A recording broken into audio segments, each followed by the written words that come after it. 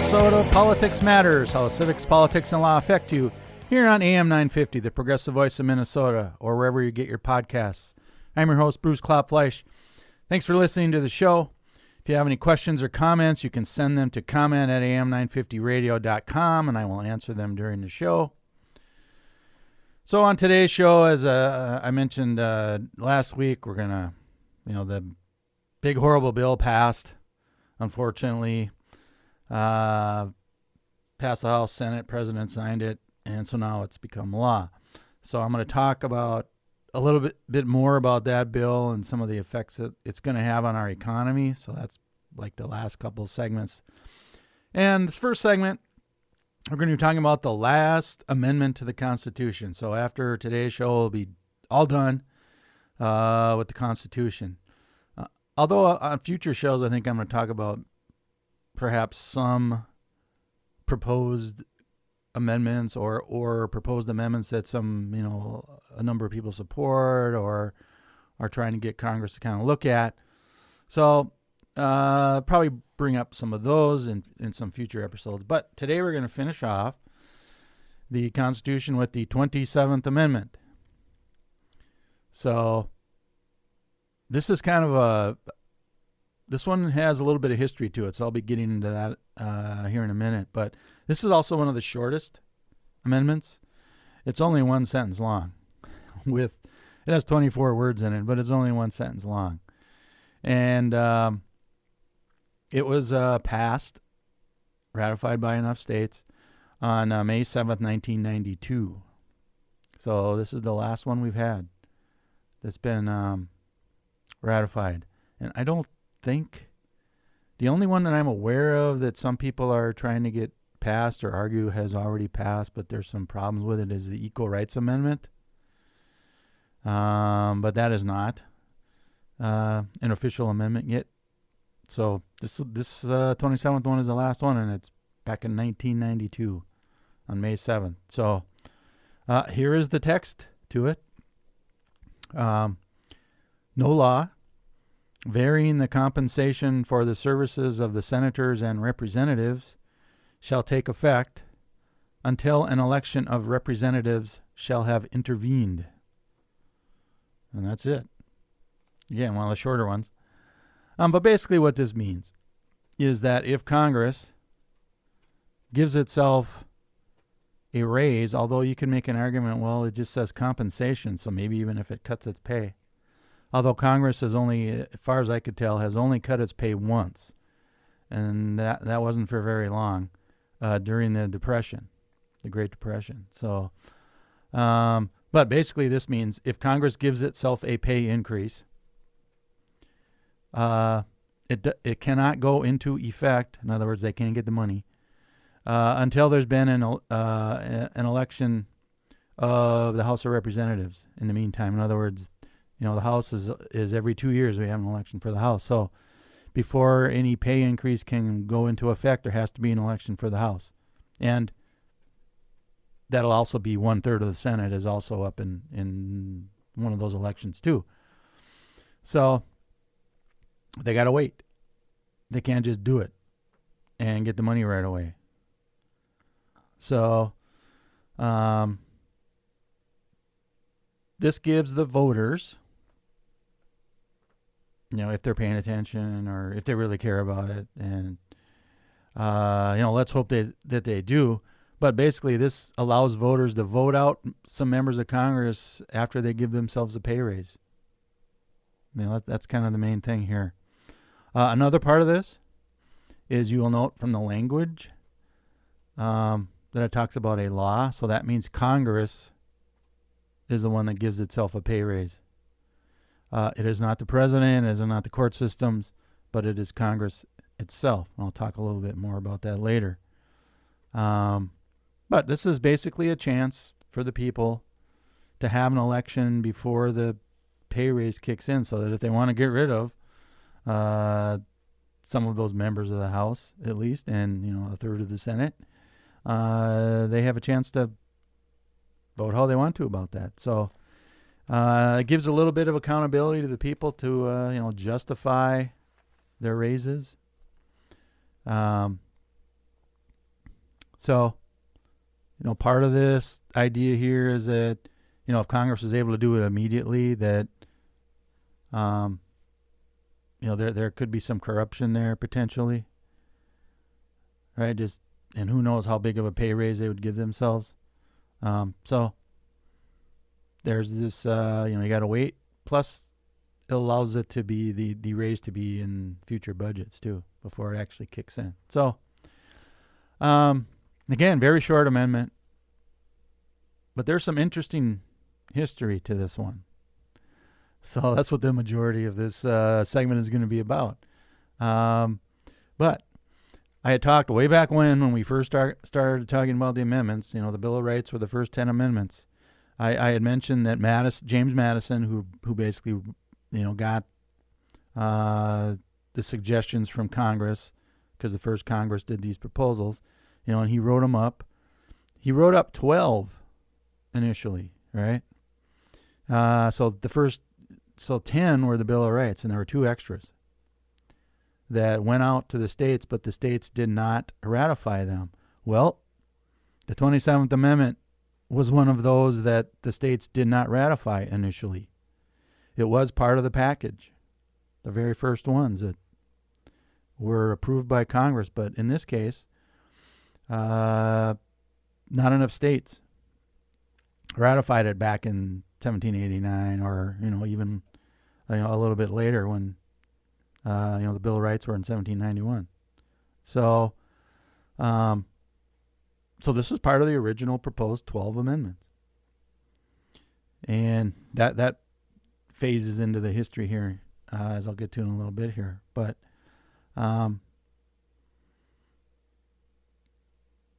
so back in when it was first put out there to the states, only 7 of them ratified it.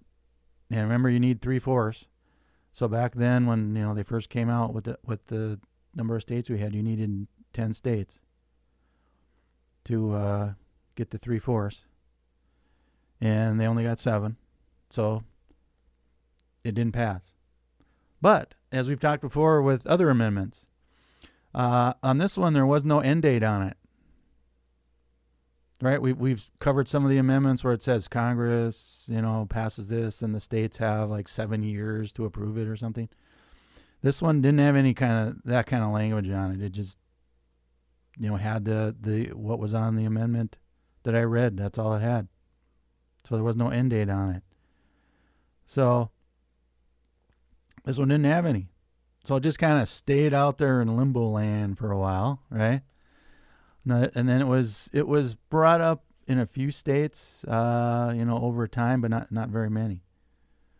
And I'll get to that here in a second. But when you look back on this particular amendment, historians and political scientists basically credit a student named Gregory Watson. He was a student at the University of Texas in Austin, and he wrote a paper in 1982.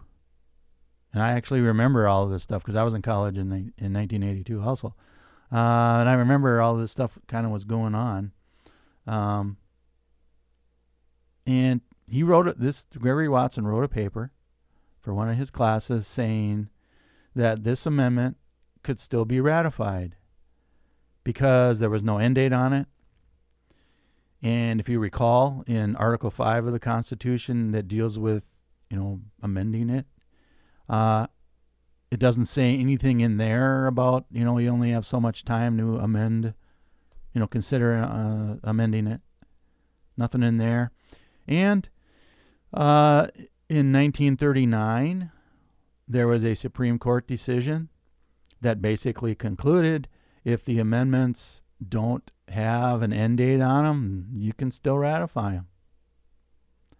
Congress can change the end dates or put in, some time frame if they want, but there was a Supreme Court decision that basically said, well, if there's no end date on it, it's still good. They didn't want to make that sort of a political decision. So after Watson wrote this paper, he decided to do a nationwide campaign to get it ratified. And some of the historians say, part of why he did this is because he only got a C on his paper for a grade. So he was a little miffed about that. So he's like, okay, I'm going to show you. And he led a nationwide campaign to get this ratified. He had some help and stuff, but he was like the guy that started this whole new effort to ratify this amendment. And ultimately it worked. So he wrote letters to, all the different state legislatures that had not yet passed it. And there were a number of states in the 1980s that then ratified it. So back in history, in 1873, Ohio had actually ratified the amendment. And then in 1978, not too long before he wrote his paper, and maybe that was part of what kind of got him interested in this, in 1978, the state of Wyoming ratified the amendment. But it still wasn't enough until, because we have a lot more states now at this time in the 1970s and 1980s. So there weren't enough states yet that had ratified it. So, this paper and him doing this nationwide campaign brought a big, attention to it, and a lot of people got interested in it. So a number of states in the 1980s, in particular, ratified it. So Minnesota ratified this on May 22nd, 1989, is when the Minnesota legislature did it. So they became the 32nd state to ratify it. And by then you need 38, like you do now. So there were some states that ratified it after we got it, and then they got up to 38 and passed 38. And that's why it was ratified in 1992. That was when they got 38 states. So 4 states have not ratified it, as far as I could tell. Those 4 are Massachusetts, Mississippi, New York, and Pennsylvania.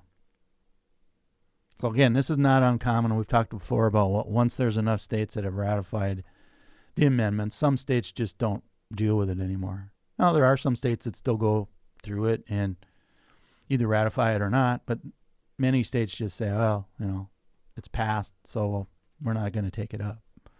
So in this case, 4 states did not take it up.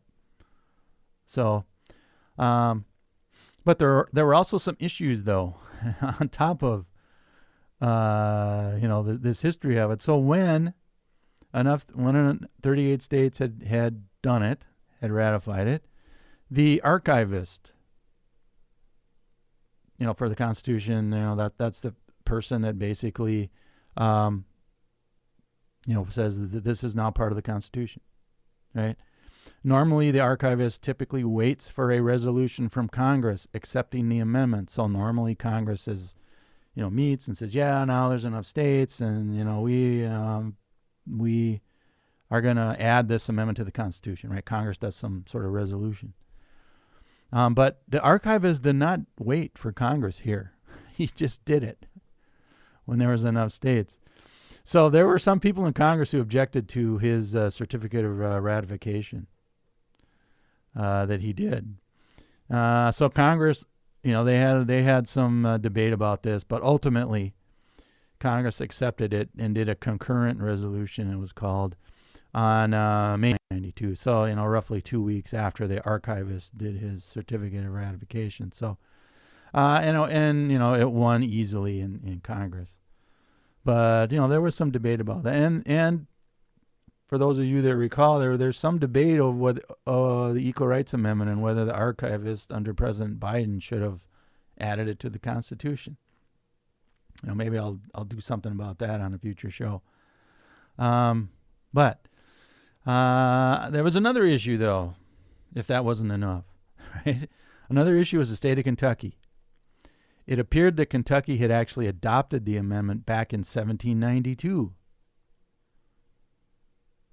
But there was some dispute over whether that actually happened, apparently. So in 1996, So after it was ratified, but Kentucky still voted to reaffirm its ratification. So it became one of the states that ratified it. But there was some question whether they did or didn't back in 1792. So they redid it, essentially. So interestingly, over the years, Congress has kind of changed the way they paid themselves. So initially, it was a per diem position. In other words, they charged themselves per day that they were in session. And now it's a salaried position. But there's been times in our history where it's been a per diem or a per day number. So from 1789, when Congress first started, to 1815, it was $6 a day that they were in session is what they got paid. Then from 1815 to 1817, they changed that to a salary of $1,500 per year. So $1,500 back then was, pretty decent money. Then they changed it again in 1817 to 1855. It was $8 a day. So they went back to the per diem or per day system. And then in 1855 to the present time, it's been salary ever since then. In 1855, the salary was $3,000 per year. Now it is $174,000 is what they get paid currently. This has been the same number since 2009. So Congress hasn't given itself any pay raise since 2009. And depending on what you think of Congress, a lot of people are glad they haven't given themselves a raise. I haven't heard of anything saying they will. But thing to remember here is this only deals with their salary. Of course, they get a lot of money through campaign donations, through dark money, through all sorts of corruption that's going on. I mean, this current administration is just a bunch of grifters, right? So, I mean, people in Congress aren't really there for the money, the salary position. It's all the other money that they get, right? So that's it with the 27th Amendment. So now we are done with all the amendments and done with the Constitution. I'll have to think of something to do next now for a series here. But again, I'm probably going to talk about some perhaps proposed amendments here in the future. So I'll have to think of something, another feature for starting the next week's show. But again, I've talked before about how I'm going to probably talk about fascism. So I'll probably keep doing that here. So as we go to break, I'm going to talk about some of the ramifications of the big, horrible bill and a little bit of economics. How's the big, horrible bill going to affect our economy? So I'll talk about that actually for the next 2 segments. Lots to cover there. So we will talk to you on the other side of the break. You are listening to Politics Matters.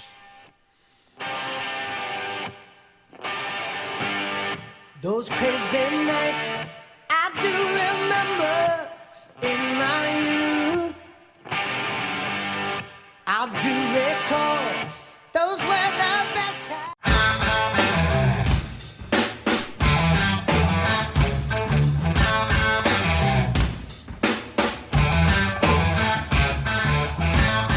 All right, welcome back to Politics Matters, how civics, politics, and law affect you here on AM 950, the Progressive Voice of Minnesota, or wherever you get your podcasts. I'm your host, Bruce Klopfleisch. Thanks for listening to the show. Again, if you have any comments or questions, send them to comment@am950radio.com, and I'll answer them during the show. All right, so as I predicted last week, the big, horrible bill passed. The House and the Senate and the President signed it on the 4th of July, of course. Right, it's just another part of the big show that he does.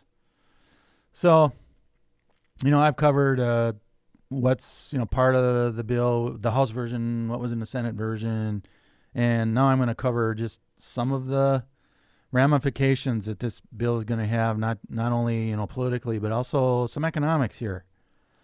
Right, so that'll actually be the next 2 segments. That'll be the rest of the show because there's just so much there, and I'm actually limiting myself here a little bit because there's just so much.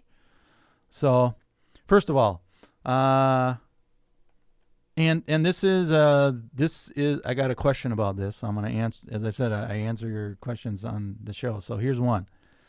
I was asked, well, why do you think the Republicans passed this big horrible bill, even though the people didn't like it? So here's some reasons. First, because it comes down to the actual action on voting, just ram it through because they could. Right? I talked about this way back when I first started the show. It's like they got the numbers. And typically when Republicans have the numbers, they ram through what they want. They may get people, they'll you saw how some people complained about, this is, people are going to get kicked off Medicaid. And I talked about last week about how some of the cowards in the Senate, right, made these big speeches and then voted to support it. So, when you're listening to Republicans, right, they say a lot of stuff, but you got to judge them by their actions. And they all voted for it. There were a few in the Senate that didn't, but and a couple in the House, but that's why they did it. This is what they've done in the past. This is why, when you have a majority in the House and the Senate, you can do that, right? And this is one of the, elections have consequences, and the Democrats didn't show up in 2024, and look where we are. And this is a consequence of it. Right? Another reason why I thought they would do it is because they did it in 2017 during Trump won. Right? That's it. Basically, their only main legislative action was the 2017 tax cuts for their rich donors. And many of those tax cuts were expiring at the end of 2025. So they needed to pass another one to make those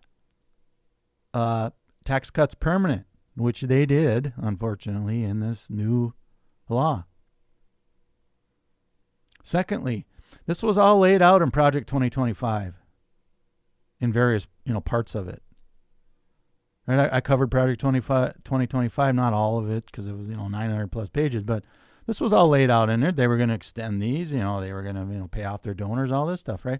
This is what the Trump administrations and the Republican fascists are doing, right? They're implementing Project 2025. This was a part of it. Third reason is usually big bills are typically done first after you win an election, when you get the trifecta, right, of the House, Senate, and the President. Just like the tax cuts did in 2017, this is when this was going to happen. And it did in 2025. It actually happened faster than the tax cut in 2017, which was in December, after Trump took over. Here it happened in July, so this one was done faster. But typically that's when you get these big bills done, is after, shortly after you win. Because the theory is, the people support you and all that, and it's easier to pass stuff. Next reason, if you look at a lot of the starting times on what's in these bills, you will find out that many of them don't come into play until after the 2026 midterms. Okay, so first of all, the Republicans are saying, well, maybe the people won't know that. They can say, well, none of this is kicked in yet, and things are great, so reelect us, right? And if you follow history, the Republicans know they're likely to lose the House. So they needed to get this done now. So that's why they do it. Again, this is why you typically see them done. Some of the first things get done is because in our history, a lot of times the House of Representatives in particular flips to the other party in the midterm elections. And finally, they didn't want to cross the big orange turd. Patrick, I can say turd on the radio, can't I? Yes, you can. All right. Just wanted to make sure. They're afraid to stand up to the bully. All right, so they, go along with him. Now, I covered some of that with the Senate last week, right? Plus, again, a lot of the fascist Republicans, I call them fascists for a reason. They love this stuff that they passed.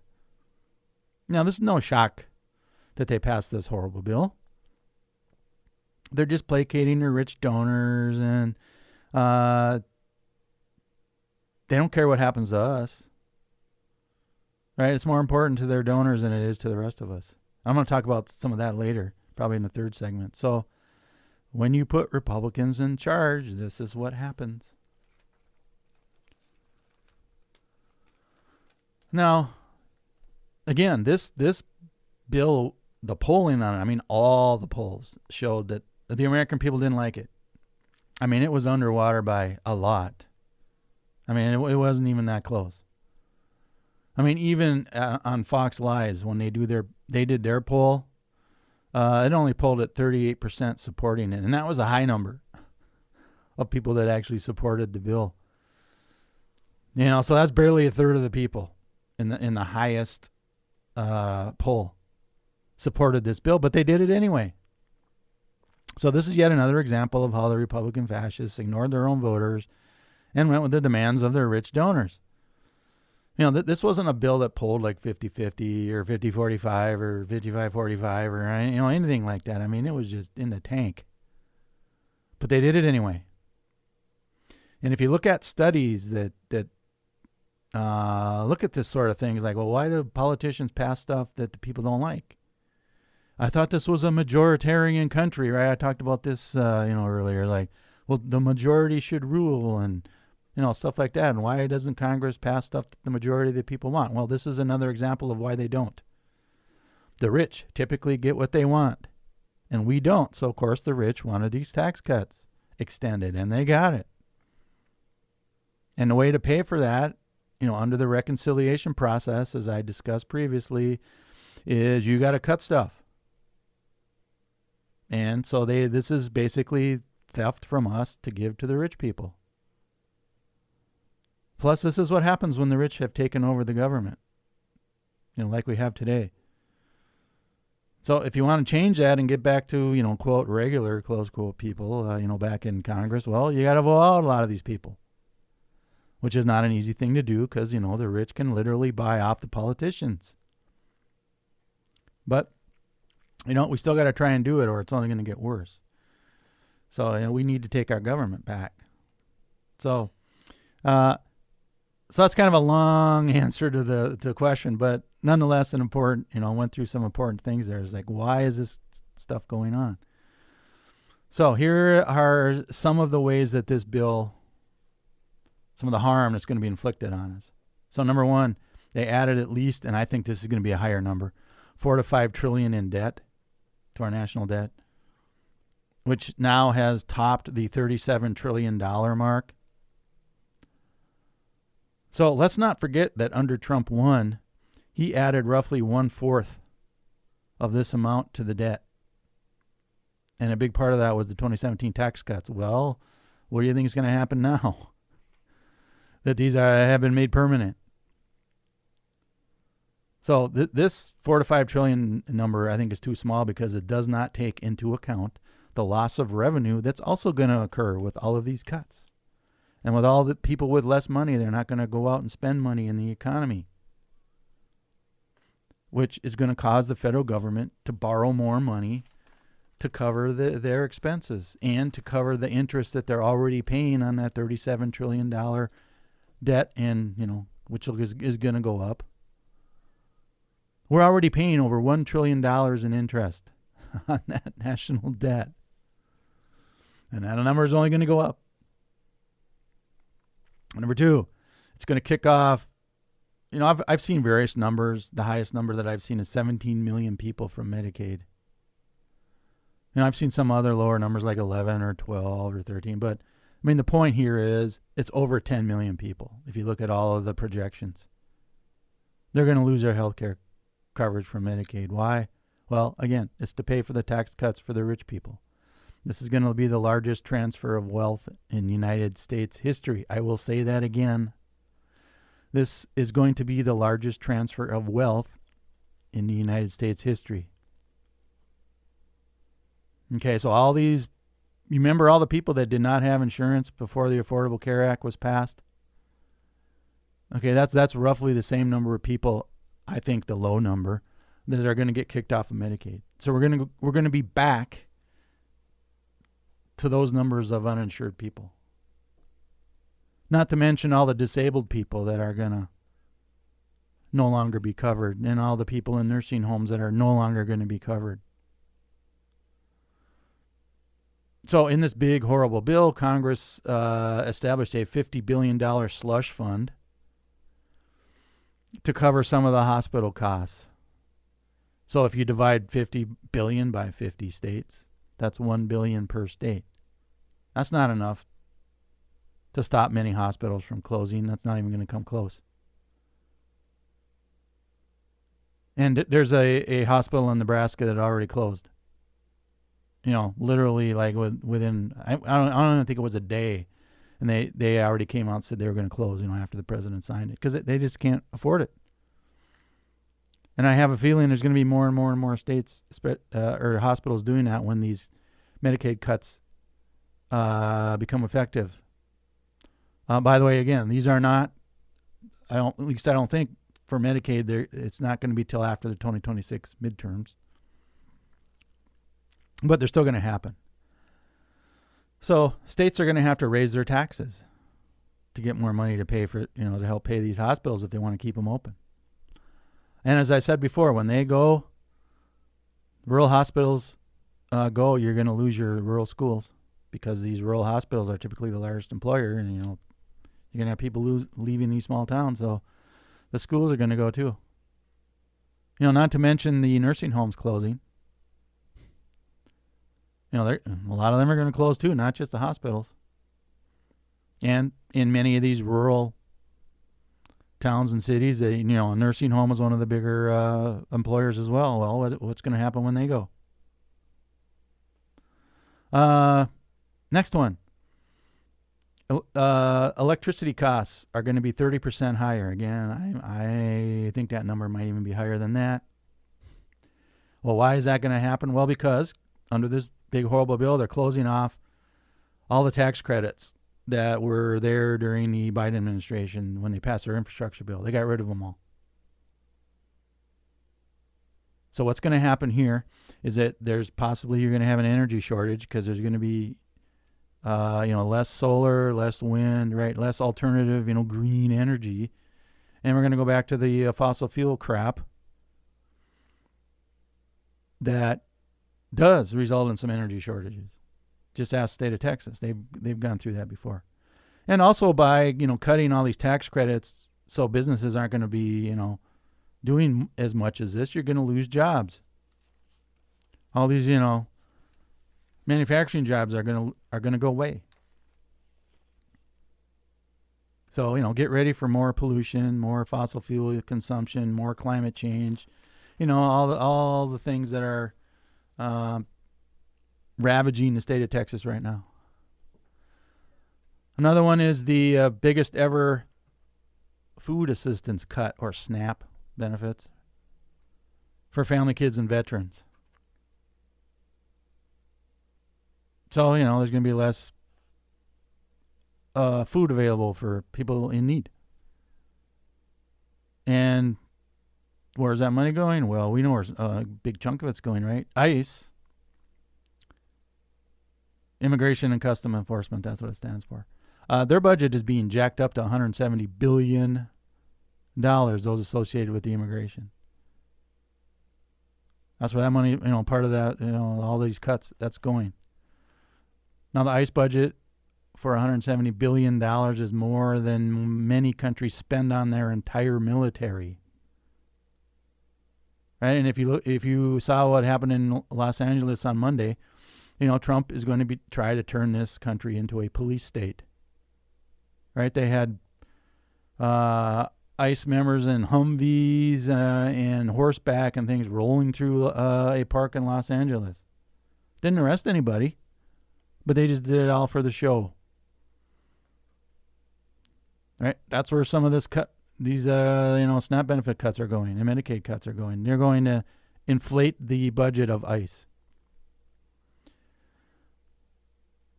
And all these cuts will cause people to borrow more money, to pay for their stuff, pay for their medical bills, pay for food, pay for stuff for their family. And, they're going to charge more on their credit card. So, they're going to go into more debt. We're going to get more bankruptcies, right? Medical bills are the number one reason for bankruptcy in the United States. That's going to get worse as a result of this big, horrible bill. Right? I think I'm going to take a break here, Patrick. So, because I got more to go here. Again, this segment's being basically broken down into two. So I'm going to take a break here, and when we come back, I'll continue on with this, going over the big horrible bill and the economic effects it's going to have. You're listening to Politics Matters with Bruce Klopfleisch.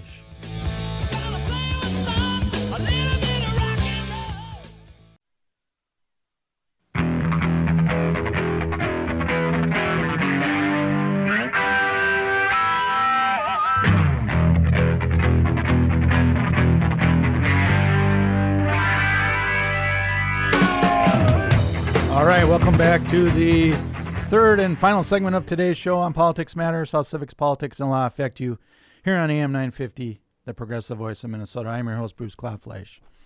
So let's continue on with how this big, horrible bill is going to have a real bad effect on our economy, I think, as well as the rest of us, the non-rich people. So Medicare. Now, notice I said Medicare here. A lot of people don't know this, but Medicare is probably going to be cut too. Because there is a law called Pay As You Go. This was back in 2010 that says that if the national debt goes up, after you do some reconciliation, right, and it goes up enough, there's some threshold that it has to meet, then you have to start cutting from Medicare. So Medicare is going to be cut too, to try and cover some of the national debt that goes up when it's higher than the number that they're projecting. So the deficits, if they go over that number, then it's going to trigger the Pay-As-You-Go Act, or they call it Pay-Go, of 2010. And there's projections out there that $500 billion are going to be cut from Medicare, unless Congress takes some other action to cover that money some other way. So when Republicans are out there saying, "Oh, we're not doing anything about Medicare," they're lying to you. Unless they do something else here. But if they don't, Medicare they're gonna have to make cuts from Medicare, which of course is what the Republicans want to do. You hear them all the time saying, "Well, we don't want to do this. We don't." Yeah, they do. They've been wanting to do this since Lyndon Johnson, and the Democrats passed this in the 60s. This is just another way to do it. Just trigger the Pay-Go law.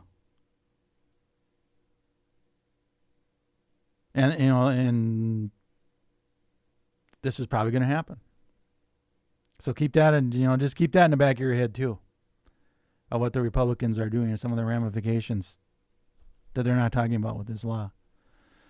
Next is you hear the Republicans and Trump is out there saying, "Well, there's no tax on tips or no tax on overtime." They're lying to you about that too. What they're not telling you is that these provisions expire in 2028. So yeah, you get a few years, but that I'll give you, there's a cap on some of this too. So you might not even get to full use of it, but those two provisions expire in 2028. The rich people, they get permanent tax cuts. We get a few years. How fair is that? So, they never told you that when they passed this. And in particular, there's no tax on tips. It's also capped at $25,000 per year. So if you make over $25,000 a year in tips, you got to start paying taxes on the amount over the $25,000. Plus, you still have to pay any state or local income tax on your tip money, since Congress can only deal with the federal income tax portion of it. So your state and local government may still tax your tips. They didn't tell you about that either. right? And by the way, the tax on tips, that only deals with cash tips.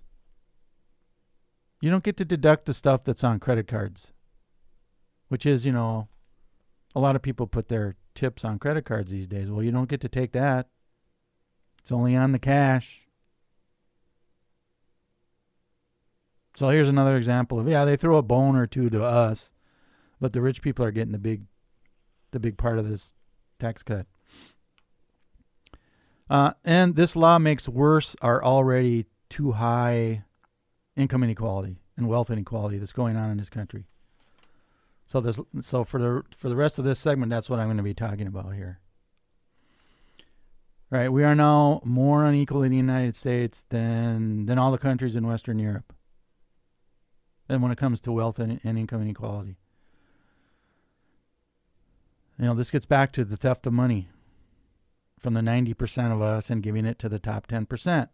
This has been going on since Reagan started this. And Republicans have done it ever since. When they've been in power, that's what they do. So again, this was no shock to me that they passed this big, horrible bill. So here's some statistics about income and wealth inequality in the United States. So the bottom half of the people in our country. So I'm just using the rough number of 330 million people in the United States. Might be a little more than that now, but I'll just use that number. So half of the people would be 165 million of us. So the bottom half of the people, we only get 2.5% of the wealth in this country. 2.5% for half of the people in this country. They get to fight over 2.5% of the wealth. Yeah, we got to share 2.5% of the wealth in the country if you're in the bottom 50%. I mean, that's not a lot. 2.5%. Well, you may be asking, what about the next 40%? So this would be people, the next 40% up from this half. So this, you could call this maybe the middle class, right? So the next 40% of the people get to fight over 30% of the wealth in this country to share amongst themselves. So that's roughly 132 million people in this country get to split 30% of the wealth. Now, notice that this number is still less than their share of the population. So the next 40% of the people get only 30% of the wealth to fight over. So when you add that up, 90% of us in the United States of America, supposedly the freest and the fairest and blah, blah, blah, right? The greatest country in the world. 90% of us, we get to fight over 32.5% of the wealth in this country right now. That's not even a third of the money. But, we can round it up. So that means the top 10% of the people in this country, the richest of the rich, get 67.5% of the wealth.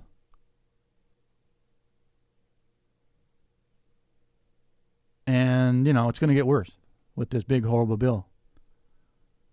Because the rich people are going to get more of the benefit than we are under this bill. All right? The result that we're going to see is similar and probably even going to be worse than the tax cuts in 2017.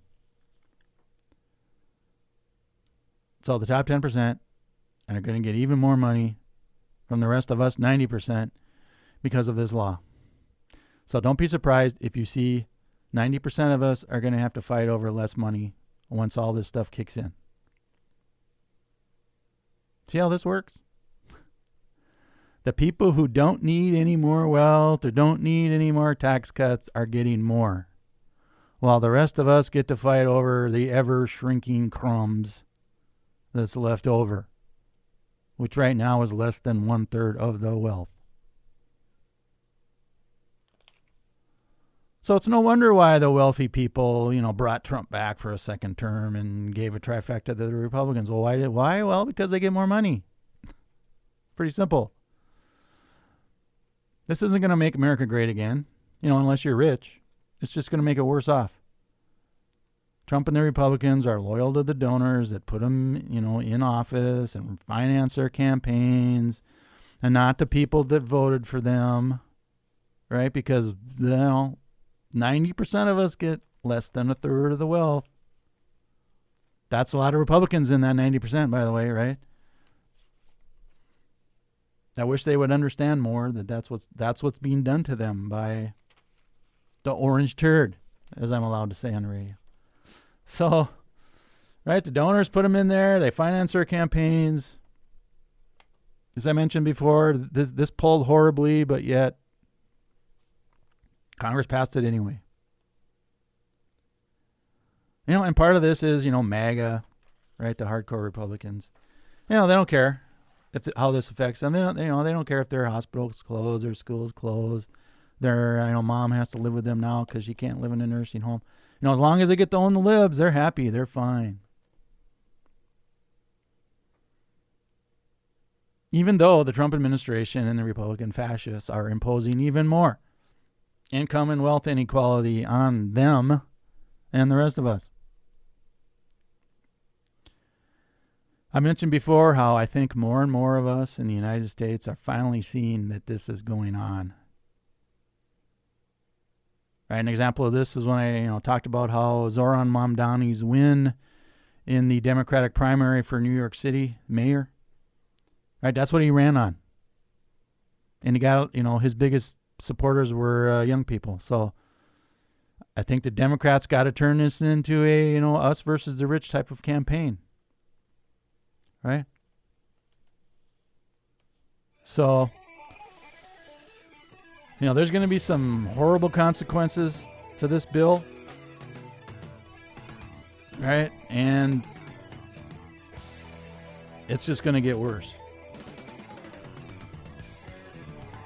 So one of the things that, has to be done here is this is why politics matters, right? It affects you every day. You got to get more involved in it to protect yourself. And get the politicians to do what you want, not the other way around. So I hope I've given you some things to think about at least here. And I'll talk to you next week here on Politics Matters on AM 950, the Progressive Voice of Minnesota. Talk to you next week.